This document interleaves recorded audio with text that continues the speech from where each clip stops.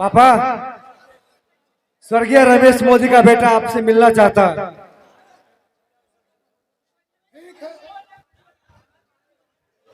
ठीक है, उसे भेज दो। ठीक है पापा।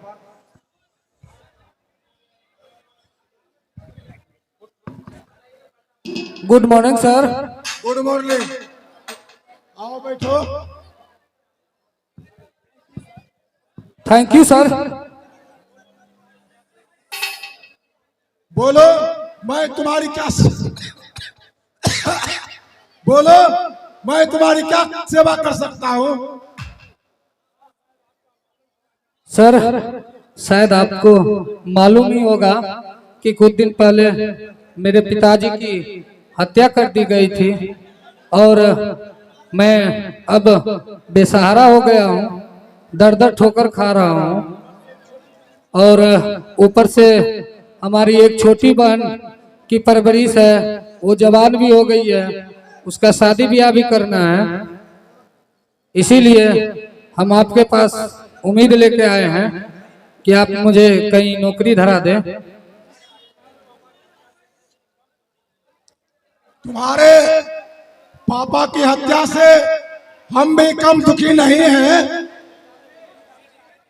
वो बेचारे कितने अच्छे आदमी थे, पता नहीं किस कमबख्त ने उनकी हत्या कर दी। सर देखिए सर, मैंने आज तक जितनी भी परीक्षाएं दी है सब में फर्स्ट डिवीजन से पास की है। ये मेरा मैट्रिक इंटर बीए सबका सर्टिफिकेट है और आपको पता ही होगा पेपर में नाम आया था, मैं बीए में यूनिवर्सिटी टॉप हुआ था। बस आपके पास मैं उम्मीद लेकर आया हूँ, आप मेरे लिए सिर्फ एक छोटी सी नौकरी की पैरवी कर दे तो आपका मैं हमेशा शुक्रगुजार रहूंगा। देखो रवि, इस जमाने में अब तो नौकरी पैसे के बल पर मिलता है। नीचे से ऊपर तक सभी लोग भ्रष्ट बैठे हुए हैं। उन लोगों के पास हम लोगों का कुछ तो चलता ही नहीं है। कोशिश कीजिए सर, अगर आप मन से चाह दे तो मेरी जिंदगी बदल जाएगी सर। समझने की कोशिश करो रवि। गरीब और बेसहारा का मदद करना मैं अपना धर्म समझता हूं। अगर यह संभव होता तो तुम्हें इतना कहने की जरूरत ही नहीं होता। बड़ी आशा लेके मैं आपके पास आया हूं सर, मुझ गरीब पे दया कीजिए सर। अरे भाई, तुम समझने की कोशिश क्यों नहीं करते हो? नौकरी छोड़ करके तुम जो जिससे चाहो मैं तुम्हारी सहायता कर सकता हूं।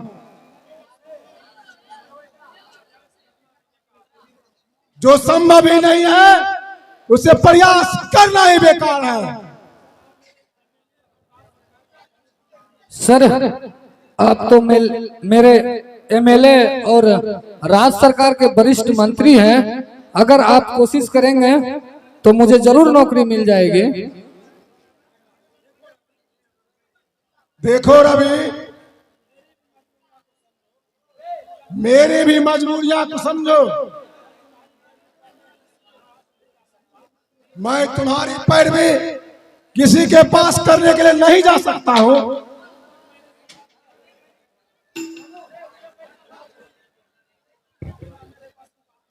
जहां तक मेरा सवाल है, तुम्हें नौकरी देना हमारे बस की बात नहीं है। अगर तुम 10 लाख रुपया देते हो तो मैं कोशिश कर सकता हूं। वाह मंत्री वाह, चुनाव के समय तो बड़े बड़े वादे करते हो, कहाँ गया आपका हुआ भाषण? समझ गया हूं सर, अगर रुपया ही देना था तो फिर मुझे इतने डिग्रियों का क्या काम। आप तो वोट मांगते समय भ्रष्टाचार की बात किया करते थे और खुद भ्रष्ट है। वाह मंत्री साहब वाह। अभी तुम्हें पता है तुम किससे बात कर रहे हो? हाँ हमें पता है, मैं उसी नागराज से बात कर रहा हूं जो आज से 5 साल पहले भिखमंगा की तरह हमारे घर पे वोट मांगने के लिए आए थे और बड़े बड़े वादे किए थे, लेकिन मैं आज आपके पास एक छोटी सी नौकरी की उम्मीद लेके आए थे और आप 10 लाख रुपया मांग रहे हैं। मंत्री महोदय,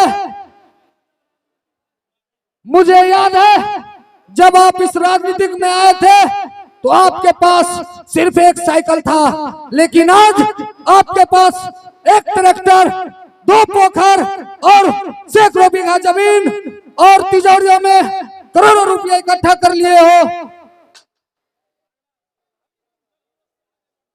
अभी तुम जर्रा से आगे बढ़ रहे हो, इसका अंजाम तुम जानते हो।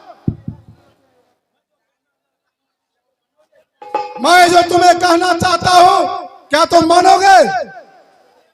कहिए। जब तक तुम मुझे 10 लाख रुपया नहीं दोगे तब तक तुम्हें नौकरी नहीं मिलेगी। तो सुन लो मंत्री महोदय, मैं आपको 1 भी रुपया नहीं दूंगा, लेकिन फिर आप जब 2 साल बाद हमारे पास आओगे तो हम भी इस 10 लाख और अपने वोट की कीमत गिन गिन कर लूंगा। नहीं, तुम जो बोल रहे हो ये हो नहीं सकता है। जब तक नौकरी पाने के लिए तुम्हें खर्च नहीं करोगे तब तक तुम्हें अच्छी नौकरी नहीं मिलेगी। दिखा दूंगा नागराज, एक दिन मैं नौकरी करके तुमको दिखा दूंगा नागराज। ठीक है, तो हम भी देख लेंगे तुम कैसे नौकरी करते हो। जब तक तुम रुपया 10 लाख नहीं दोगे तब तक तुम्हें नौकरी नहीं मिलेगी। तुमको मैं बता रहा हूं नागराज कि मैं पक्का नौकरी लूंगा। अरे कहाँ मर गया है? आओ इधर।